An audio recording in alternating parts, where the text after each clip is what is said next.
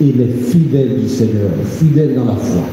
Parce qu'on se dit souvent, mais cette femme, elle est toujours à l'église, elle prie, et puis elle souffre dans sa maladie, mais il souffre dans sa maladie. Mais le Christ a souffert sur la croix. Il est passé par la passion.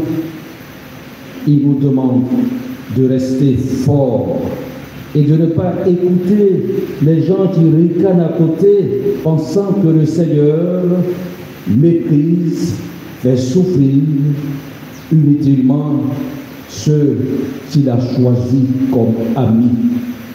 Le Seigneur dit, c'est pour être glorifié comme lui-même, il a été glorifié par son Père. Il faut donc demeurer dans l'espérance. Parce que le Seigneur, ce Dieu que nous adorons, n'abandonne pas ceux qui restent fidèles. La deuxième chose que je voudrais que nous retenions est tirée de l'Évangile. Le service.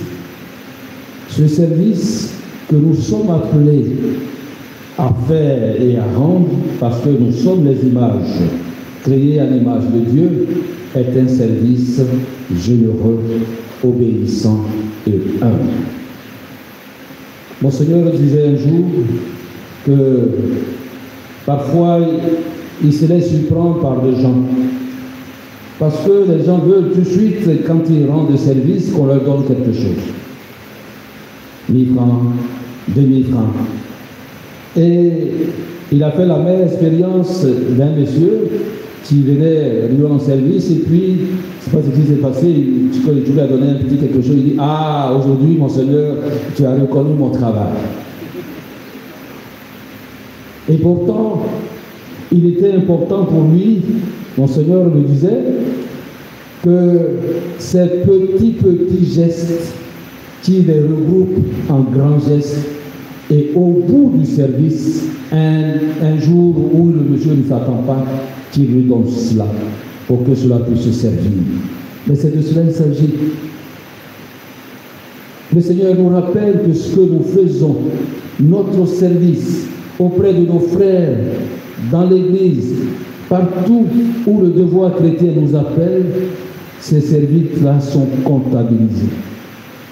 Au jour le jour, non pas que le Seigneur nous rétribue maintenant, mais cela sera capitalisé, parce que lui qui donne la récompense vous l'accordera. Voilà pourquoi il faut accomplir votre service dans la dignité, l'obéissance et l'humilité. Voilà ce que le Seigneur demande. Oh, comparaison n'est pas raison, c'est pas dit c'est cela, mais quand tu vois dans nos villages, nos parents, avec nos mamans, nos papas et mamans, vous voyez un peu, peut-être que ça se passe ici en ville aussi. Les deux monsieur et madame qui travaillent, quand ils viennent, c'est madame qui va faire la cuisine, qui va faire la vaisselle, etc. Et puis le monsieur, c'est pas toi qui es parti au travail. Vous deux, vous êtes partis au travail. Vos directeurs ont crié sur vous toute la journée quand vous venez là. Le service là doit être fait par vous deux. C'est ça, la reconnaissance de ce que nous sommes chrétiens. Qu'avons-nous de meilleur à offrir, Seigneur? Sinon, notre pauvre vie, nous le chantons souvent comme chant d'offrande. Frères et sœurs, nos parents qui sont au village sont experts dans cela.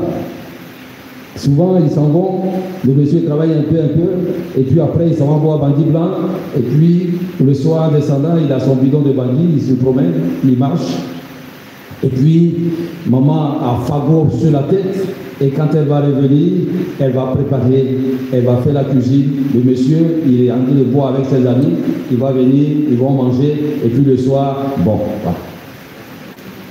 Quel est donc ce service qui t'élève et qui te donne la reconnaissance véritable? Voilà ce que le Seigneur dit. Ah, il faut un jour rendre service. Repose-toi. Tous nous sommes dedans. Moi-même, je suis dedans aussi. Que le Seigneur, au travers de ces paroles que nous venons d'écouter, nous rappelle que tous nous sommes au service de ce Dieu qui nous aime et qui veut que notre service soit